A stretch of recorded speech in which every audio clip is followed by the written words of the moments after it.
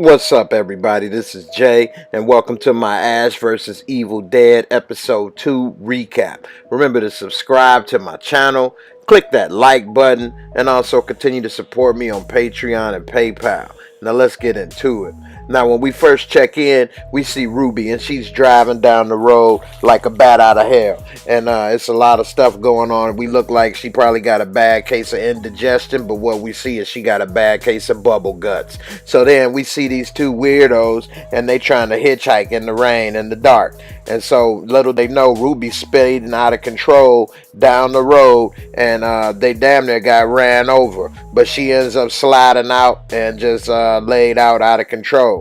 And then the guy wants to investigate, but the next thing you know, a bunch of blood busts up all on the glass. So he goes and opens up the door, nosy as hell, and little does he know, he sees that she's had a C-section from hell gone wrong.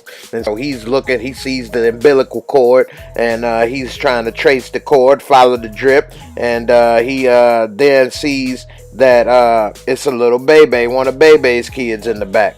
And so what he does is he wants to pick it up. I don't know, maybe he thought he was the pappy, and so he say, oh, it's a baby, it's a baby.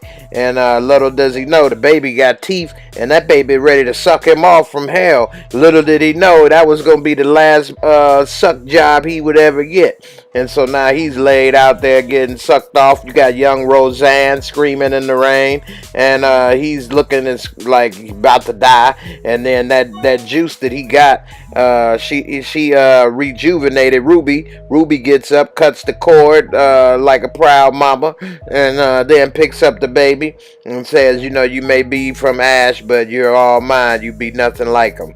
And so then next thing you know, she walks over to him and kicks his head off like a field goal. And then she walks off into the moonlight. Meanwhile, over at Ashy and Slashy's house, we see his daughter Brandy, and she all huddled up under the covers, scared. I guess she feel like them covers are protect her from whatever else she's scared of. And then Ash walks in, and he's trying to be the cool pop, and he's saying, hey, I'm not like them other guys. I'm a cool dad like the dads from TV. So how's it going? And he say, hey, by the way, I found your phone in the car. I got some text messages from your counselor. And so she pops up. She like, I need that. And so he give her the phone, and he like, hey, so what's up? You trying to spend time with me? I show you how to run a hardware store. She like, no, I want to go to school. Are you going to take me, or do I need to Uber? And so then we see downstairs, Pablo is talking with Kelly, and he's asking, who the hell is old boy? Where did he come from all of a sudden? And so she explains that she was out, she wanted to stay in the fight, and that dude been in the fight for a while, and so there was just a means to an end. And Pablo lightweight jealous, and he's saying, I don't know, man, we had it going, and then you disappeared, and then you come back with this dude, and he kind of all weird or whatever, so what's going on? And she's saying, hey, these people been fighting for a while. He like, then dude pops up.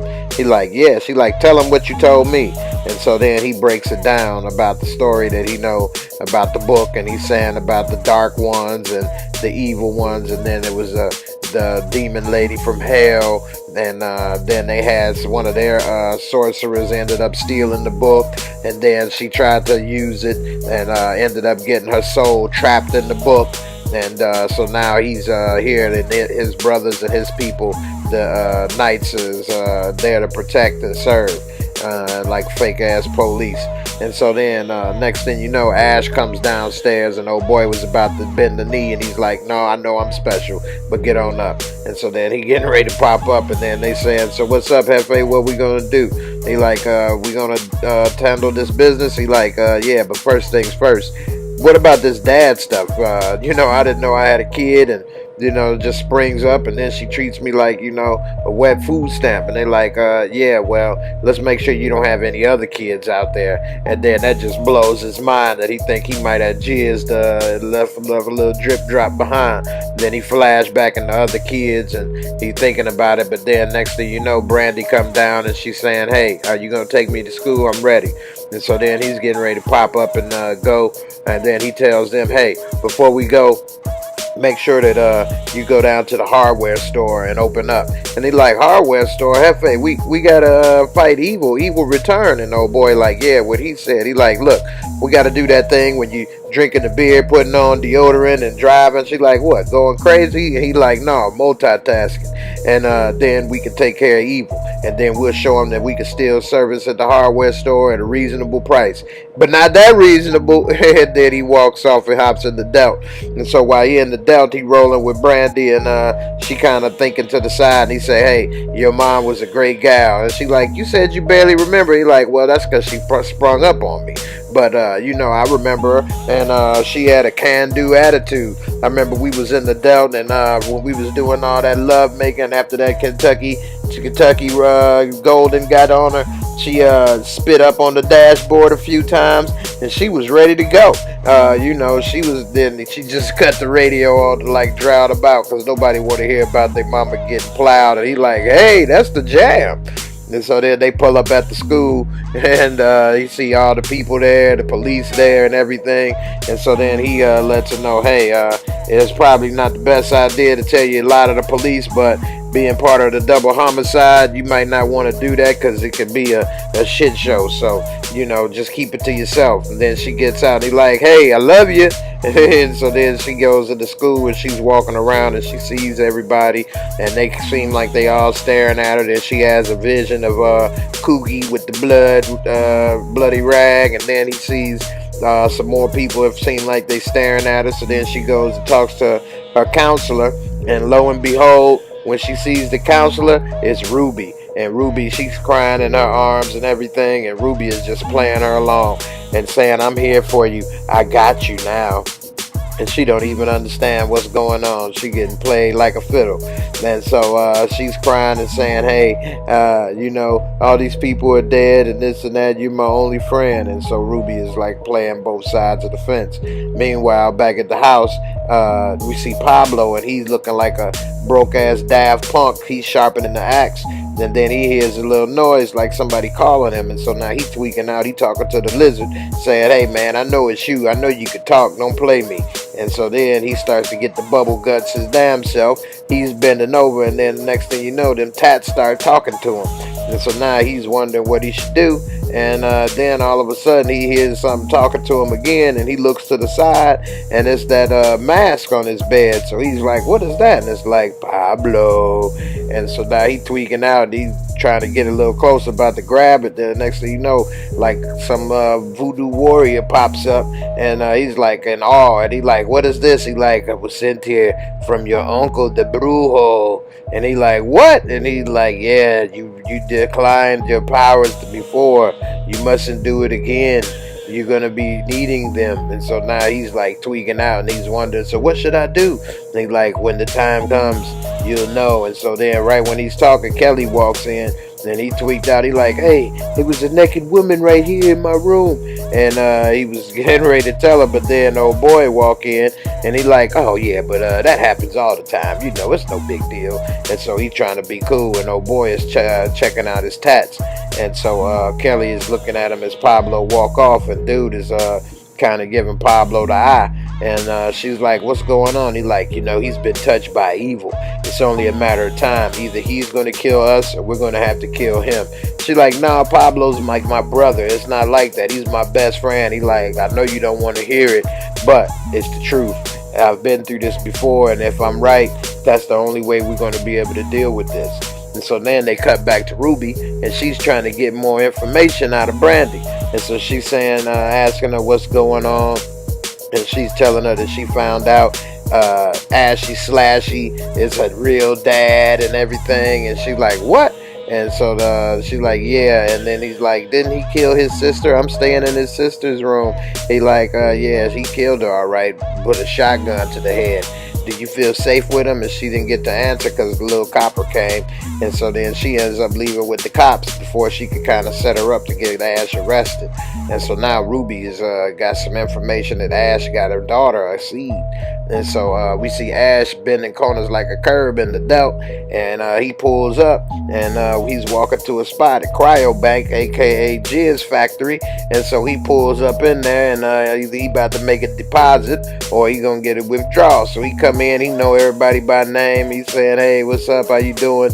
And she like, hey, where's your father? He like, oh, he's still dead. She like, oh, that's a shame, he had good sperm. Too bad he had syphilis. He like, oh, that's TMI. Anyway, so girl hands him his folder with his DJ material, aka dick jerking material, and a cup. And he like, I'm not here for that. I wanted to know, has anybody ever got any of my man sauce on deposit? And she like, well, I can't do that. He like, not even for me? How about I give you this 20% off anything in the store? She like, make it 30%. You got a deal. They like, for you, anything. So he give her the 30%. She like, it's gonna give me a minute, but I'll check. He like, all right. So while he's standing there, he starts thumbing through the DJ material. And then next thing you know, he started to get a little rumble down below, and so he's saying, hey, you know what? While I'm here, I might as well just do my duty. And so he goes, and she like, your usual room 3. And so he go into the DJ booth number 3, and he's in the DJ booth. He started looking at the material. He got his friends Paul Olive, the many fingers is getting warmed up. He looking at the old school 70s porn. And so then they cut back to Ruby, and she's doing some type of demon prayer to get him to kill all the seed to ash. And so then they hear the lights flickering on and off at the DJ booth at the material. And so then next thing you know, you see the demon's spirit on the way there, bust through the doors, blows open everybody's damn lights go out, blow her hair around. And so then Ash, he don't know what's going on. He's still enjoying the material, but then he starts to see the woman's hair moving around in there. And so he's like, whoa, this is like in 3D. And then we see the lady go over there to check on the other lady, and she done turned into a zombie, giving her a choke job. And so now Ash, he's next thing you know, he's getting a hand job from hell. And so she done grabbed his head, and he wanted to get a lead, but not like that. And so now she's squeezing him, talking about you objectifying bastard and this and that. Then we see the other girl's head go through the wall. He somehow breaks out the room and throws the book down, but then we see the zombie grab him and throw him on the table. She tried to punch him, and he falls off. He almost got jizz on his face, which is a man's worst nightmare. Almost turned him into a nut buddy delight. Then we see he cops up. He's ready to fight old girl, but then she just grabs him and throws him against the wall, and then starts shooting jizz at him against the wall. So now he got a dodge ball juice. You know what I'm saying? He like dodgeball, but not dodgeball juice. And so now he's trying to keep away, and he didn't want to get it. She grabs him, throws him, tries to choke him out. He ends up grabbing the cryo freeze her head, smashes her head with the jar, and busts her head wide open and kills her. Then he's on to the next one. He's trying to get out of there, but then the book grabs him and tries to grab his nards. And next thing you know, he's getting finger banged. So then he puts that in the drawer and bangs those fingers to death and walks on off at the sunset on the good foot. Meanwhile, back over there at Pablito's Fish Tacos, that's the only fish taco he ever gets to eat. We see Kelly walk on over to him, and they talking, and she's saying, hey, what's going on? Look like dreams do come true. He like, yeah, well, some of them do. She like, hey, it's not like that, Pablo. You tripping. And then Ash walks on up, and they like, what the hell happened to you? And then we see he still got the marks from that hand job from hell all over his nards. And so he like, it's a long story. We ain't gonna get into that right now. Meanwhile, the evil's back and they're after my seed. And they're like, why? We're like, I don't know why. Meanwhile, over where Ruby is, she's trying to be babysitting, and so she got her little baby over there in the crib, and she's talking to Roseanne, and she's like, what do you want from me? She like, I don't know, maybe a leg, an arm. My baby's not really picky. And she has to pick a piece of the body parts from old boy and feeds it to her baby, and Roseanne screams in horror as she knows she's what's next on the menu. So pretty much that's the end of the episode. I hope y'all enjoyed my recap. Tune in next week when I break down episode 3. Don't forget to subscribe to my channel, like, watch some of my other videos, subscribe, and don't forget to support me on PayPal and Patreon. Peace.